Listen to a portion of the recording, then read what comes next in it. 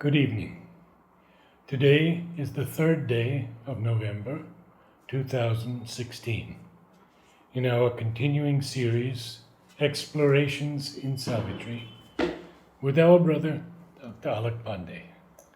And we are still in Canto 5, the Godheads of the Little Life, in this great Book 2, the Book of the Traveler of the Worlds. We are now on page 160 at the break.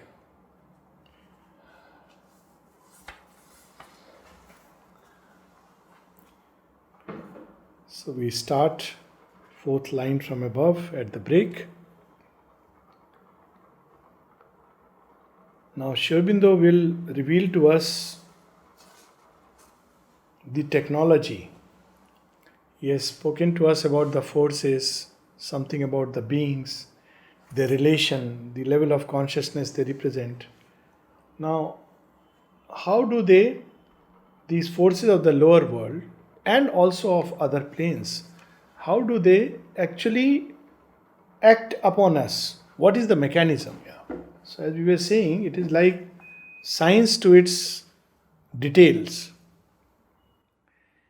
This huge world unintelligibly turns in the shadow of a mused inconscience. It hides a key to inner meanings missed. It locks in our hearts a voice we cannot hear. So, if we go to a huge place where a lot of machines are running, a lot of work is going on, let's say to a press, and you want to know what's happening, who is running the machines. So you ask, hey, who is there, and you're just wondering all the time, you're seeing something is going on. But where is the man? Hidden. So that key is hidden inside the inconscient shadow itself. And that is a special grace, because through that we can unlock the meaning of this machine. Without that, we just see the machines, they don't make a sense to us. And that key is the psychic being. It's hidden in the heart, which can give us the true meaning. It locks in our hearts a voice we cannot hear, because all the machines are going on, and somebody hidden inside is telling us, look here, this is that. And we are far away on the surface. So unless we come near, we can't hear the voice. An enigmatic labor of the spirit, an exact machine of which none knows the use, an art and ingenuity without sense. It's full of paradoxes and full of a very subtle satire also. Satire at those who believe that, there is no divine, there is no consciousness behind all this. And so, therefore, Aurobindo raises this question, or rather, makes this observation: an exact machine of which none knows the use, an art and ingenuity without sense.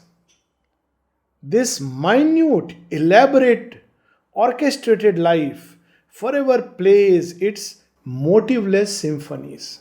And this is a very interesting word. Yeah. It's motiveless symphonies.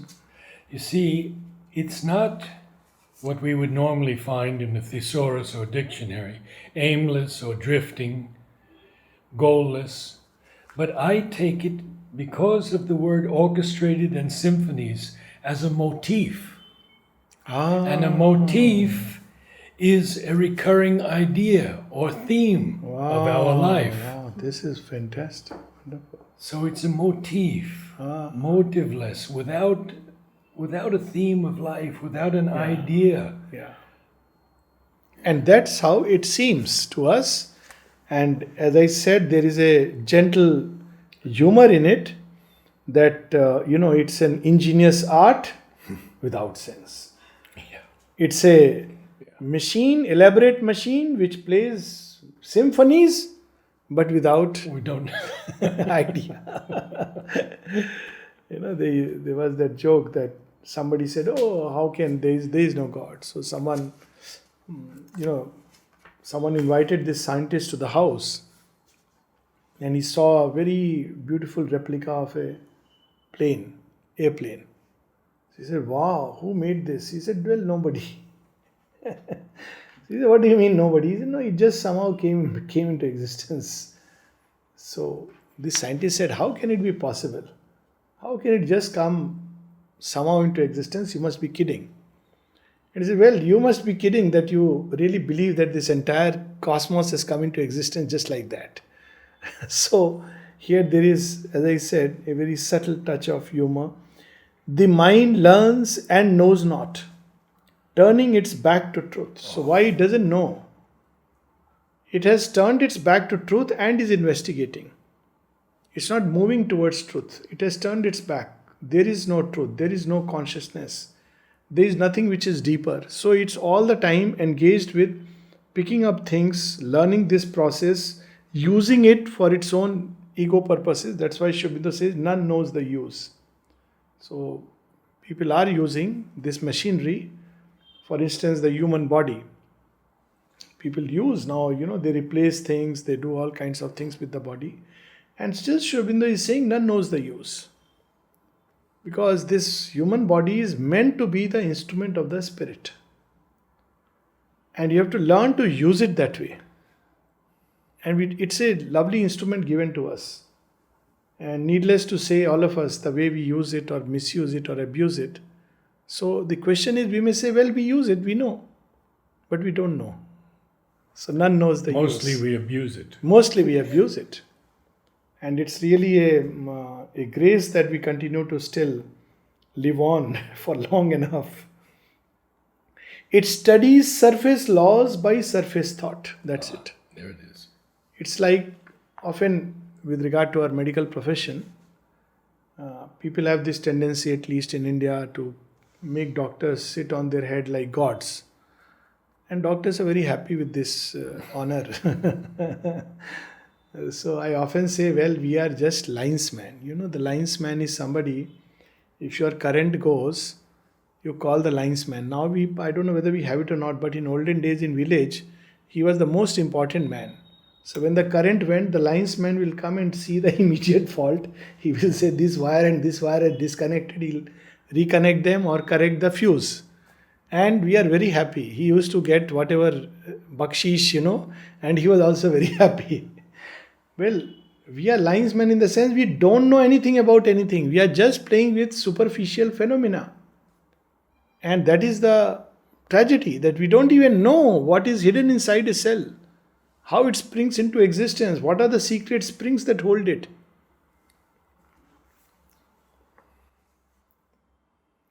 It studies surface laws by surface thought, life steps surveys, and nature's process sees, not seeing for what she acts or why we live. See again this surface thought and nature's process. Like when I was studying medicine, even before that in biology, I still remember the shock I got when we were taught that living things are characterized by breathing. So if you don't breathe, you are not living. So I don't know why I felt a shock. I said, oh, it's as simple as that. So if we stop breathing, we die. And then I thought that there are small little organisms, they don't breathe. Then I learned that, well, they breathe in the sense there is through the skin and all this. But now, this concept of breathing equal to living is changing. For instance, earth may be living. Mountains live. So when you mistreat them, suddenly there are landslides. They heal it. It's like healing a wound. The universe is living, it breathes in and out. So we are reaching a concept that breathing as we understand is just one process among many. So one thing we know, that living is not equivalent to human breathing. Life can use 100 processes. So, well, there is a possibility that we can live without this act of breathing. Yogis do it, and Aurobindo mentions in Savitri. Yes. So there is a possibility of discovering new things, which at this point we are so much fascinated by the processes that we don't understand there could be alternate paths. So, this is just one of the things. It marks her tireless care of just device, her patient intricacy of fine detail, the ingenious spirit's brave, inventive plan. This fine detail, it's amazing. It, if you look at the human body, even errors have a meaning. Actually, very often people raise this question that if really it is so, then why do cell mutations, with each new series of cells that you create, some error creeps in. So that 7 or 8 times, let's say certain cells or some others 100 times, they will regenerate. But with each regeneration, they are not exactly the original. They become lesser and lesser, like carbon copies become lesser and lesser. So why this happens? Well, this is, look at nature. It has made sure that inevitably you'll draw near death after a certain point of time. You are programmed, because otherwise there will be a huge imbalance in the species. So nature even utilizes errors. What a fantastic! And yet look at the pattern on two leaves is not the same. Two fingerprints are not the same.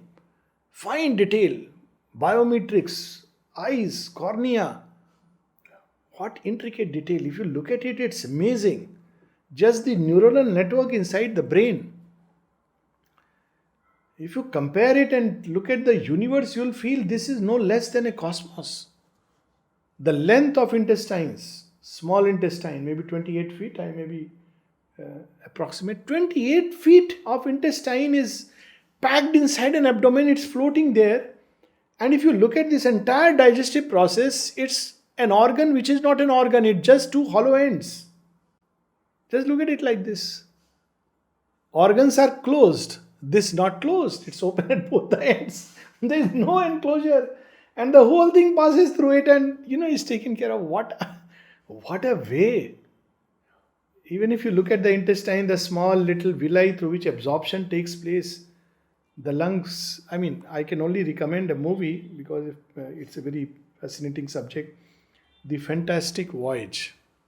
It's a very beautiful movie. Yes, when they miniaturize. Yes. Miniature humans, they have learned the art.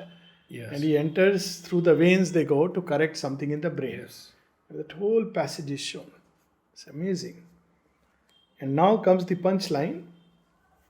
The ingenious spirit's brave inventive plan in her great futile mass of endless works adds purposeful figures to her purposeless sum.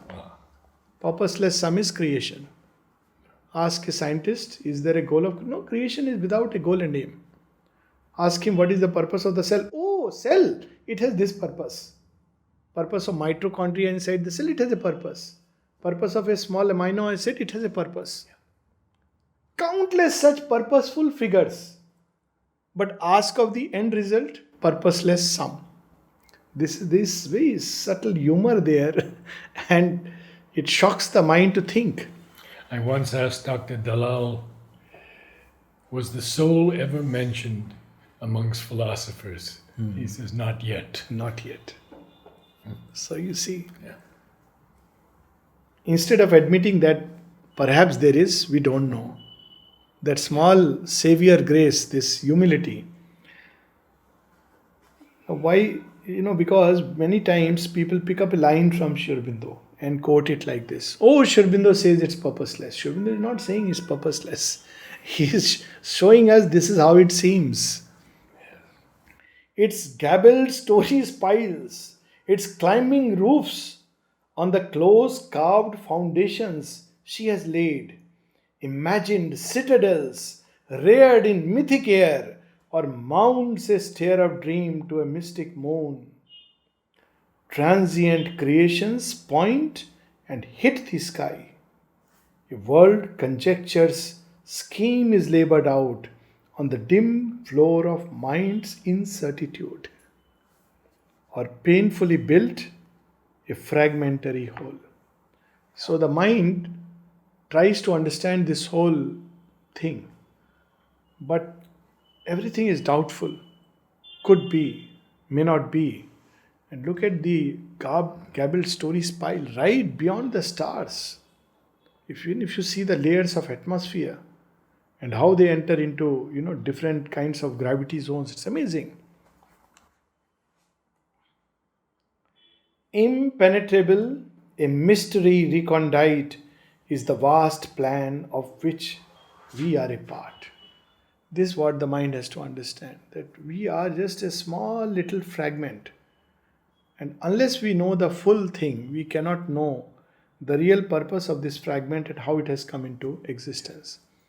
That's why in the Veda and in yoga, the approach is very different from science. In science, you know part, this part, that part, connect them, go to the third, then you reconnect, and so you keep on building. And you keep on rebuilding, because when you discover the fourth part, you discover, oh no, first part had some other function. So there are ad infinitum parts.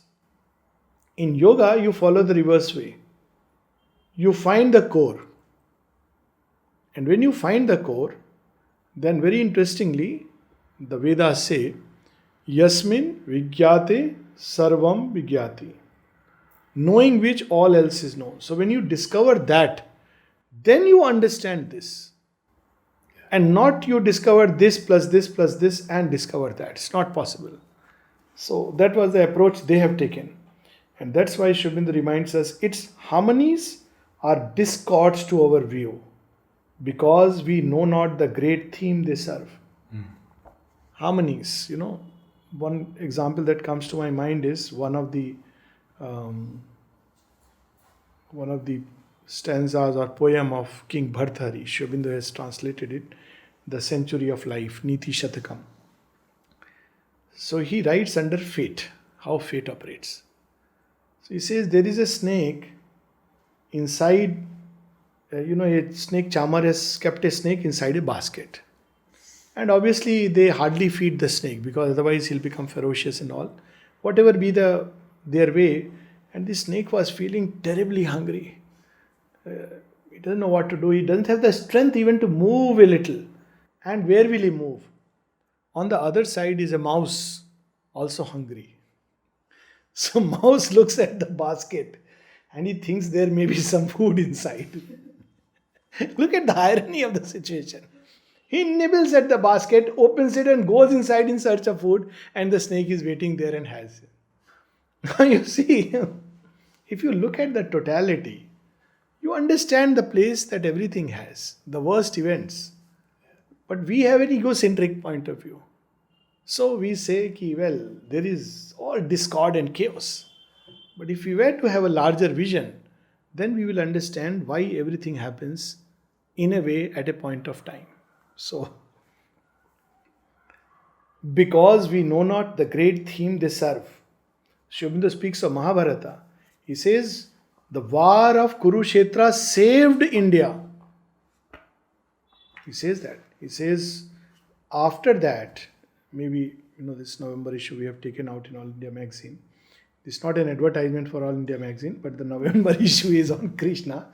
And from Aurobindo's Bangla writings, that how Kurukshetra war saved India. Trojan war. Imagine people at that time would have thought how cruel God is. So many Kshatriyas were destroyed. But Aurobindo says that because of that war, the culture of beauty, the unity of Greece, all this came about subsequent to that. But that moment people must have cried, wept tears of blood. Inscrutable work the cosmic agencies, only the fringe of a wide surge we see. Now he takes us to these cosmic agencies, at least at the lower life. Our instruments have not that greater light. Our will tunes not with the eternal will. Our heart's sight is too blind and passionate. That's why we don't see. One is we are blind with eyes, which is worse than being worse in the sense that we have an illusion of seeing. So there is a lot we don't see. Second is why we don't understand the purpose, because we have our own agenda, and when the eternal will doesn't act according to our agenda, we just call names. That's it. And the third is, our heart sight is blind and passionate. And this is very interesting. Timmy used to talk to me about Sri Aurobindo's use of the word sightless. Yes. And it's not blind. Yeah. It's without seeing. Yes. Without the ability to see, without seeing. And our heart sight, he Yes. also speaks of when one has the vision in the heart, Yes. then yes, everything changes. Everything changes. It's too blind and passionate. Impotent to share in nature's mystic tact. So things happen, behind it, there is a tact. And if we don't understand this tact, then we look at things only, I mean, my friend was other day telling me a very interesting story of an American who has to fight that story where he learns to fall. And he has to fight with professional boxers. And he is a street rogue. And for some reason, to earn money, he has to fight. But what he has now he cannot fight professionals. But one thing he knows very well is if he is hit, how to bounce back. And his teacher teaches him one thing. He says, you just practice that to perfection. Every time you fall, bounce back. And now look at the tact. This is a tact. Now he had learned this. Now this man, because of this ability, ultimately frustrates everyone and wins. Simply because he can bounce back. And it can be very frustrating. It was reminding me of early days when, I used to love this game, table tennis. I could play pretty aggressively. Now I still remember a game where this man was very average. He would just return. I thought, this fellow easily. Yes, we call him a backboard. Yeah, and I was totally off guards. And I am seeing that whatever I do, whatever kind of shot, he just returns back. There is nothing great in the return, but he returns back. And of course I lost, many others lost. He reached the finals. Because everybody took him lightly. Because he didn't have anything else great. But he knew how to return the shot. And the return was pretty bad. You can hit it. But you hit it any which way he'll return. How he did it, we don't know. So tact. So nature has a tact in everything. And that's how it operates. And we don't understand her tact. It applies to our destiny also. Inapt to feel the pulse and core of things, our reason cannot sound life's mighty sea, and only counts its waves and scans its foam. Once something which very nicely, one of the ashram, very old, both sadhaks and somebody in a very good authority. People were talking to him about somebody's bad deeds, evil deeds. So he heard everything. Then he said something very interesting. I still remember. He said, yes, that is true, but we don't know what is going on inside him. See, we see the surface waves and foams. But the only thing true is what is going on inside. And Mother says all the rest is artificial. That is the important part. We don't see it. So we don't know how life is going to take a turn because we don't see this inside. It knows not whence these motions touch and pass. It sees not whither sweeps the hurrying flood through which people are carried away. It only sees the person who is carried away, but doesn't see one carry away. Look at Yudhishthir in the game of dice. What came into his mind that he put his wife and brothers and kingdom at stake? So this aspect, only it strives to canalize its powers and hopes to turn its course to human ends. But all its means come from the inconscient store. From there, we are being prompted. Unseen here act dim, huge world energies, and only trickles and currents are our share. We just feel it when they actually come in touch. Say illness. Mother says this is a force which comes from outside. We don't get to know it. And we get to know it only when actually we are sick. But she says you can develop the senses and come to know even when it is away. You can feel it coming. But we come to know only when it completely takes hold of us. And these are not ordinary, he's using the word huge world energies.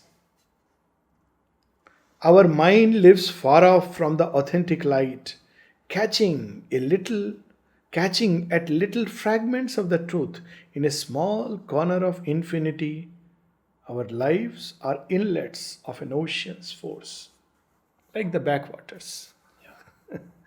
So backwaters is the sea in reflux, regurgitation, and we can swim, we can do boating. We have backwaters in Pondicherry and everywhere. So backwaters is not exactly the sea, but that is enough for us. So what we experience is just the backwaters. If the real power of the sea were to any time awaken in us, we won't be able to contain it. And Aurobindo gives some examples. He speaks of the astonishing feats, how human system was prepared to contain, receive and express, limitless energy through the practice of brahmacharya. And he gives examples. He says how in ancient times feats of extraordinary memory was very common because of this basis. People could remember astonishing details. There are stories. Aurobindo, when people were playing cards, Aurobindo picked up a novel and after half an hour he kept it aside. And then somebody said, "What? You have read it?" He said, "Yeah." It's hard to believe, He said, "Oh, really? Yeah? Okay, we'll test you." Someone picked up, opened a page at random, said, "Tell me, what is there on this page?" Aurobindo could recount. As he recounted the paragraph, they said, "Okay." Swami Vivekananda was known to have this kind of an amazing memory. And Aurobindo says in ancient times this was very common because they knew this capacity. Human beings have capacity to literally take up to infinite energy. But at this point we only experience the backwaters, the inlets of an ocean force, just little bit of trickle. Our conscious movements have sealed origins, but with those shadowy seats no converse hold.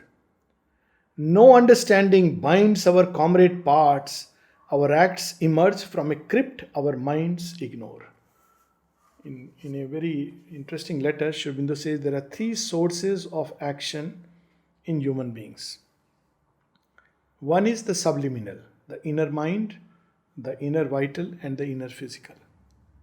Second is, which is a huge amount, is subconscious, mechanically, habitually.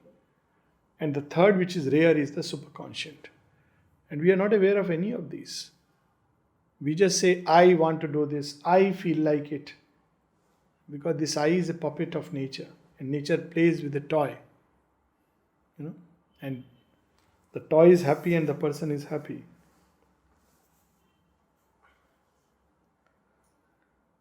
Our deepest depths are ignorant of themselves. Even our body is a mystery shop. How everything happens. Energy, matter, and all the transaction within, and it absorbs so much from environment, not just physical, psychological, occult, spiritual, all these impacts it takes and then utilizes them. It's very interesting to see the action of spiritual current and forces of higher consciousness on our physical being. It's a whole study. It's really a mystery shop. How the two can interact with each other. Same thing, vital interchange, for example. Aurobindo says that. Says when two people meet, there is an exchange of energy. And usually from the higher to the lower, like in physical things, the greater energy goes to the lesser. And after a while, there is an equalization and an equilibrium. The higher tends to lose and the lower tends to gain. Now we don't even know about this occult transaction that goes on. And that's why he used to advise always that when you make an intimate friendship, you should be so careful. It should not be with just about anything and anybody. There has to be at least that common aspiration. Otherwise, it can be a great loss for one, gain for another. So these are many mysteries which are there going on as our earth's roots lurk screened below our earth. So lie unseen our roots of mind and life. Our springs are kept close, hid beneath, within. Our souls are moved by powers behind the wall. Springs, like an automaton. Somebody gives the key and then leaves the toy, and the toy moves. And the child is very happy and claps. Ah, the toy is moving. Then you change the direction, the toy moves. So these cosmic agencies are playing with us, and we allow, and they have fun. Just like we watch television serial, and we are watching a favorite serial, then we get bored, we say change the channel. So these cosmic powers play with man.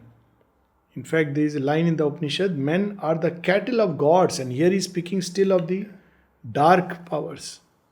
And they play with us. After a while, when the game is over, fine. That example of Monte Carlo, gambler. These lower vital forces will tell him, you put your money on this number, and he won. Put it on this number, and he won. He kept winning. All these suggestions were coming from these lower vital beings. Then he said, you put all your money on this number. And he did it, and they were having a fun. He lost. Then they suggested to him, take out your revolver, shoot yourself. And he shot himself. That is the fate when we don't use our discrimination. In the subterranean, now he is going deeper into the subconscious realm. In the subterranean reaches of the spirit, a pusa acts and recks not what it means. Using unthinking monitors and scribes, it is the cause of what we think and feel. But we often say, oh, I feel this way. No, this is my thought. Hardly your thought and hardly your feeling.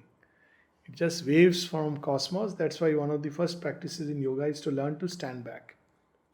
Never to justify. Look at things how they are, what they are. Then we learn and grow. But they come from these. It is the cause of what we think and feel, the troglodytes of the subconscious mind. Troglodytes are primitive races. So primitive is not outside. And cave dwellers. Cave dwellers. The primitive is inside us. We were talking the other day of dinosaur who sleeps inside. And there is something. That's why when you make a movie like Jurassic Park and because something in us carries still that imprint which needs to objectivize. And the person created a movie and people enjoyed it. It's like it still exists inside as some kind of an imprint in the cells. And the moment a cell has an imprint, it has a tendency out of sheer habit to express it into the material world. So these are the troglodytes are the primitive cave dwellers, and they are in us, in our subconscious mind. Ill-trained, slow, stammering interpreters, only of their small tasks routine aware, and busy with the record in our cells. That's their task. Concealed in the subliminal secrecies, mid an obscure occult machinery, captured the mystic modes whose measured lilt transmits the messages of the cosmic force. Modes. Beautiful passage. So they don't have thoughts and feelings. They are unthinking, irrational. They just press. And they know where to press, which part to press. Even in the body, they know which part to press. And the body responds in a certain way because, that's the Morse code for the body. 0, 1, 0, 0, 1, 0, 0, 1, 1, 0. That's it. And it presses. Of course, that is the computer programming. But earlier we had in telegraph machine, we had the Morse code. Yes. It just the tuck and it was interpreted. And at the other end, the machine translated it into actual letters and words, like on the computer. So these forces just impinge. They know where to impinge. And based on their touch and pressure, we react, we have thoughts of certain kind, we have feelings of certain kind, we think, I'm thinking, I'm feeling, but just the Morse code. Last night I spent many hours with these young people from Mumbai that Anayata Yeah. brings. And one of the things that they constantly talk about and ask about is anger. Yes. And why am I so angry? It's not them, and we know that. But it's very difficult for them to understand that. That's what. So unless we learn to step back and observe this machinery, how it runs, from where do these suggestions come, transmits the messages of the cosmic force. So, like desires, you go to a marketplace, you have not gone with the idea of buying, but you feel the urge to buy.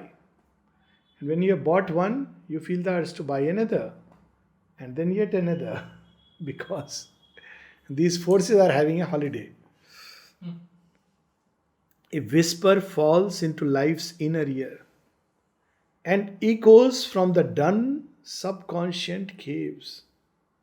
Speech leaps, thought quivers, the heart vibrates, the will answers, and tissue and nerve obey the call. This now the full mechanism.